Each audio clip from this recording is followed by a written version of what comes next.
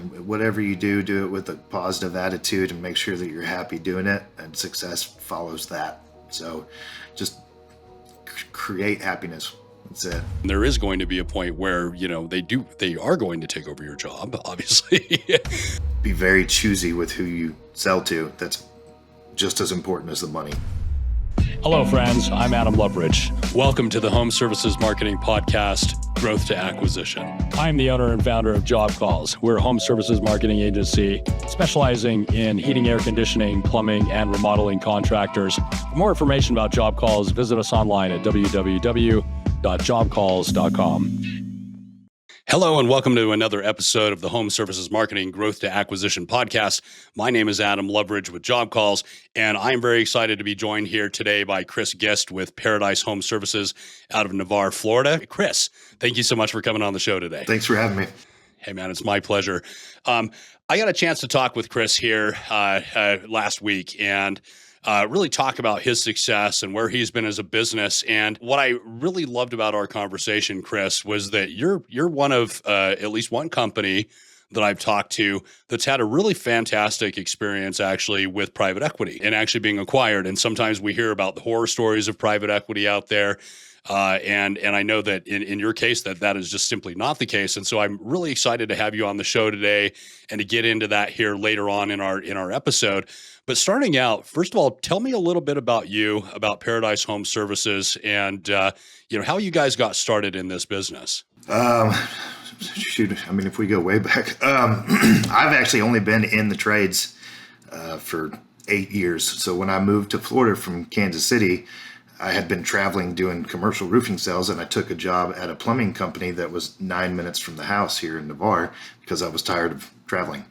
I ended up being the office manager at a plumbing company, and then pretty quickly was the service manager. The guy that owned that company, or the two guys that owned that company, sold it after I worked there for 11 months.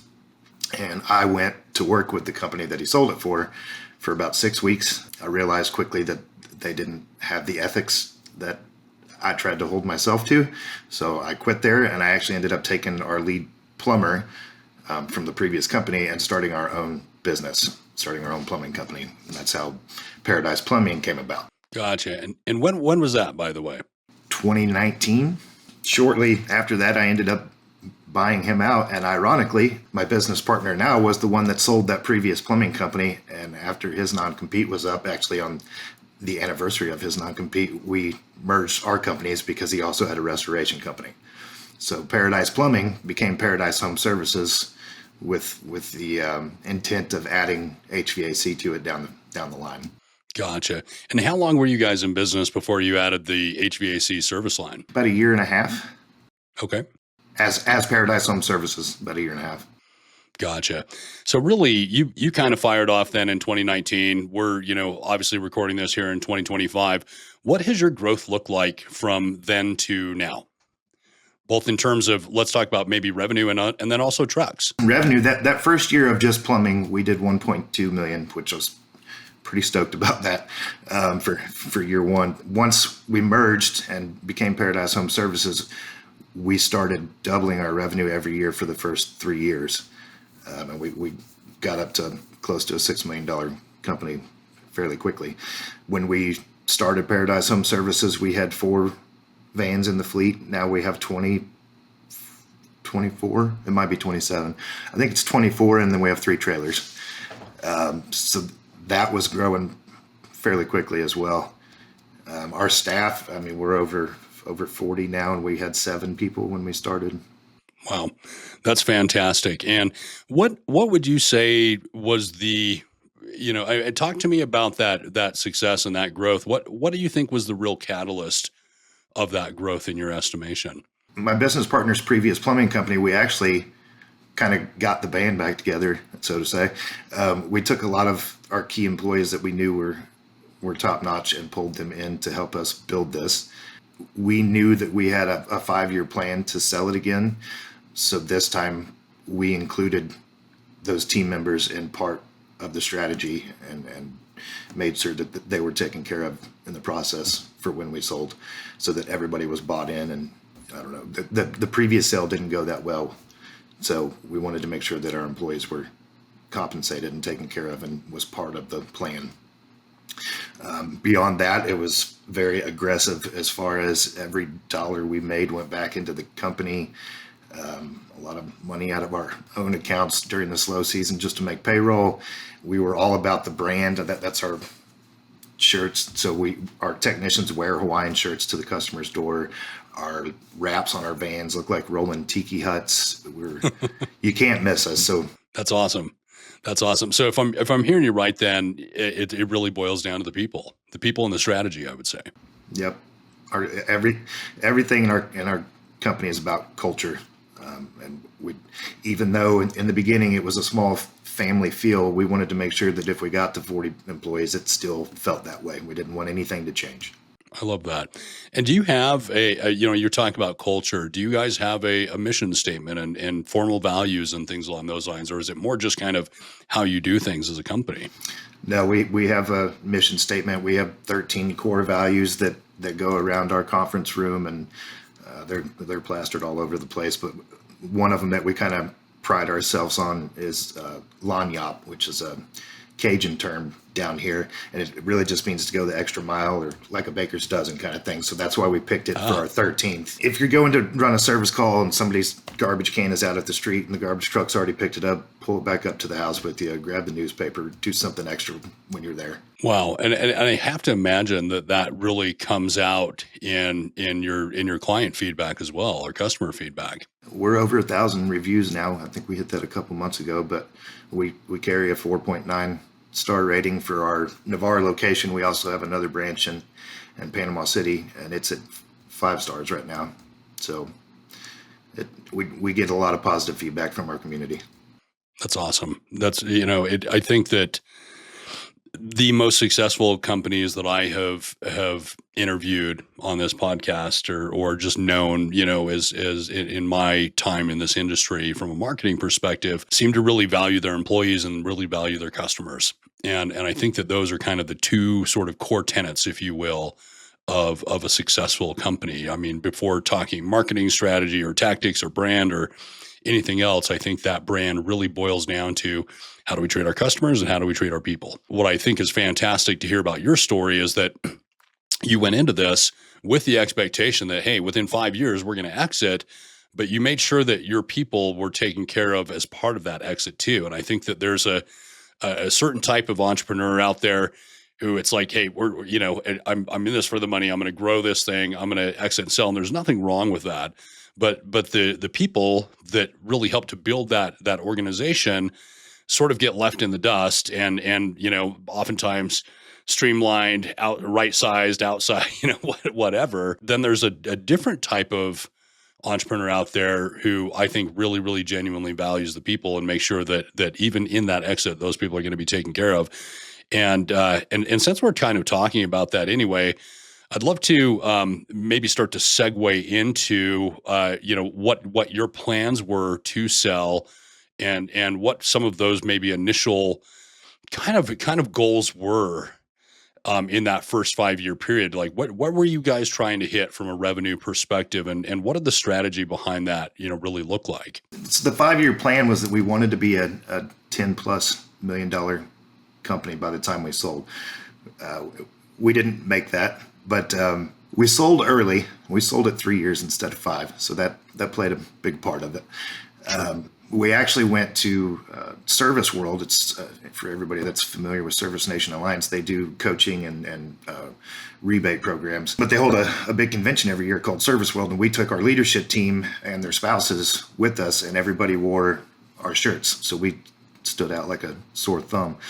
After that event, we were getting blown up multiple times a month for the next year from private equity companies that wanted to buy us. Because of our rapid growth, our EBITDA wasn't where it needed to be. The cash flow wasn't where it needed to be. We were building, as my partner likes to say, we were building a runway and hadn't had time to actually take off yet.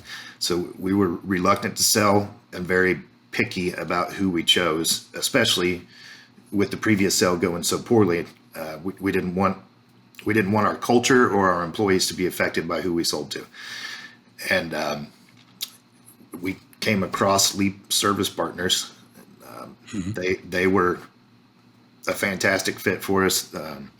Now my current boss, one of the regional vice presidents, and the CEO came down and took us out to lunch, and they were just down to earth, genuinely nice guys that care. That meeting went pretty well, and we started calling a bunch of the other legacy general managers that had sold to them, and everybody's feedback was just, it was great. So we decided to pull the trigger 2 years early, and they structured our earnout periods to kind of help us get to that 5-year mark to where it was more advantageous for us to sell early. That's really cool. So they're giving you a longer earnout so that you really could grow that thing to the level of EBITDA that you wanted to, and get the multiplier that was really going to make the most amount of sense for you. Yeah. And now I have cash flow to make that happen. So when we need new vans, I just send an email that, hey, we need 2 new vans. We've got an IT department that backs us now. We've got human resources that backs us now, accounting department, marketing department. It's much easier to do all of the other things that you need to do to focus on the business when you're not worried about making payroll. Yeah, I love that. And, I'm going to segue over here because you mentioned marketing, and now you've got kind of this whole marketing department with, with Leap, you said? Mm-hmm. With Leap. Okay. Leap so Service Partners. What have you noticed the changes, from a marketing specific, because this is really, this podcast is kind of heavy around the marketing side of it. What were you doing before from a marketing perspective? What are you doing now, or what has really changed between the two? Before, we had a few poor years in a row where we kept changing companies. You don't really want to do that with an HVAC company right before the warm season. You kind of want your organic already built before you get there. Oh yeah. You want to start building in the fall. Yeah, right. Yeah.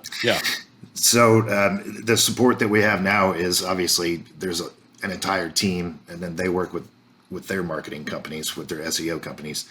But we've got people in-house that help with social media. We've got people in-house that work with literature and logoing and graphic design. And so it's just a whole team of people that you can reach out to. First of all, when did that acquisition happen? We're right at 1.5 years, I think, just a little over right now. So September of 23. Fantastic. And since then, what have you noticed in terms of growth and having that, that private equity, and it really sounds like the additional resources behind you? What have been the major improvements that you've seen? The group that we're part of, they have a program called the Rising Leaders Program. I've chosen, I wish I could send every leader in my company or in my branches to it, but I would be stretched thin. But every one of our branches sends at least 1 or 2, and it's a group designed to help groom them into being general managers or running their own branch. And they meet once a month on Zoom, and then once every quarter in person, and have workshops basically to focus on training. And that has caused my leadership team to excel. They're usually fired up when they get back from those events. They're always implementing new things that I wouldn't even think of in my normal day-to-day. And they've really taken ownership of it to where now they're making decisions on their own. And like most of them could do my job. It's fine. Well, and then obviously where I think from a practical perspective, you're in an earnout period, and there is going to be a point where, they are going to take over your job, obviously. But what strikes me as really impressive about that is that in the meantime, I think, leadership and leadership development is something that maybe many of us don't actually know how to do all that well. I think we're oftentimes really trying to develop our own selves as leaders, maybe doing an okay job at that. What I love hearing is that, once again, it comes back to kind of that core focus of yours, which is, we want to make sure that our people are taken care of. And I love that this PE firm is really taking that, that responsibility, if you will, of cultivating leadership and assisting in that. And I think that's something that I haven't actually heard about, really happening, that I think is a massive, is a massive deal, frankly, because it's not uncommon to hear about private equity coming in and okay, we're coming in with all of our entrenched vendors and from a marketing perspective, and we've got studios and can do, production and all sorts of other things as added benefits. And I think oftentimes, those of us who are focused on revenue are heavily focused on the marketing side of it too. But I think just as important is the leadership, is the culture, are the people that you're really training up and giving more and more responsibility to, so that you can eventually step away, whether you're selling, or you're stepping away because of acquisition, or you're stepping away because, you'd like to be able to create a business that continually produces cash flow for you, as an example, while head down south in your case and maybe sip margaritas on the coast, but I think that's a really fantastic thing. And I haven't heard about that. What other major benefits have you seen by being PE backed at this point? So that thing that they do for the rising leaders, they actually do for the general managers as well. So we all meet once a quarter and do workshops. But the best part about our group is the networking that we have between the other legacy owners, the other general managers. And honestly, I don't think any of the people that sold have stepped away. I think everybody is staying on and bought into Leap Service Partners and what we do. They may have changed their role, right? So maybe I'm not the general manager after my earn out period, but it doesn't mean I might not work for Leap. Gotcha. The way that they harness the culture and use it to their advantage is very similar to what we were doing in our shop. So, like you said, the horror stories. A lot of PE companies will come in and do a hostile takeover. They will get rid of your leadership team, bring in their own leadership team. Then you lose half your techs because they don't want to work for the people that came in. Yep. And this is the complete opposite. We didn't lose a single person over it, and they've actually tried to help them better themselves, not only in business but in personal life as well. So that's awesome. It's good to hear. It's good to hear positive stories about acquisition out there, because I think that is part of the fear. And part of the horror stories that we hear is, private equity comes in and they've got their way of doing things, and they, just start cutting staff and cutting costs. And in my experience too, they also start raising costs in terms of advertising and things along those lines as well. But you in effect lose control. Yes. And I think that there's something to be said about not wanting to see this baby that you've built get torn apart limb from limb. Is that a fair? Yes. So, yeah. So my business partner, there was actually four of us because it's my wife and his wife as well. But I was the one out of the four that did not want to sell. I was very reluctant to do it because of going through the first one as an employee. I didn't want to do it as an owner, and it was my baby. I mean, Paradise Plumbing was my baby. It was very hard for me at first, but in hindsight, we did the right thing, and it's worked out for the best. I love hearing that. So I guess as somebody who's seen both sides, okay, we've seen what happens when acquisitions go wrong and what happens when acquisitions go right. Let's just say, for lack of a better contrast here, what would you tell plumbing company owner or an HVAC company owner, or really any home service contractor out there that is growing to sell, right? Building to sell. Talk to me a little bit about, you said that you had talked with, quite a few companies and interviewed quite a few companies and talked to their general managers and all of these other things. What are the pitfalls that people should be aware of, and what really should they be looking for as they're entertaining acquisition? The company that is going to purchase you is going to do their due diligence on you, and you should do the same in return. If you are concerned about your employees and your culture, you have to do that in return. If you just want to sell it and walk away and you don't care, then take the top dollar. But even the people that tell you they're going to give you top dollar, by the time the negotiation's done, it's probably not. So I would say be very choosy with who you sell to. That's just as important as the money. I like that. And are you looking, when you were looking at potential acquirers, was there anything specific that you wanted to see in terms of, that culture continuancy, or just, what specific qualities were you interviewing them for, I guess? I created a list of questions for the general managers before. I wish I had that with me. But my initial question was, how are things after the acquisition? Obviously, right? It's the big, broad question.